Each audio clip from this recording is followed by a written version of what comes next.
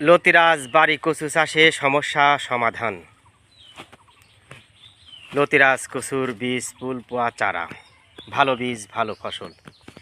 প্রিয় দর্শক, লতিরাজ বাড়ি এক চাষে সাধারণত তিনটি সমস্যা দেখা দেয়। প্রথম সমস্যা আগাছা। এ অবস্থায় আপনারা চাইলে চারা রোপণের 2 দিনের মধ্যে ইউরিয়া সারের সাথে আগাছানাশক অল্প মাত্রায় ব্যবহার করতে পারেন, তাহলে আগাছা কিছুটা হলেও কম হবে। দ্বিতীয় সমস্যা হলো লেদা পোকার সমস্যা।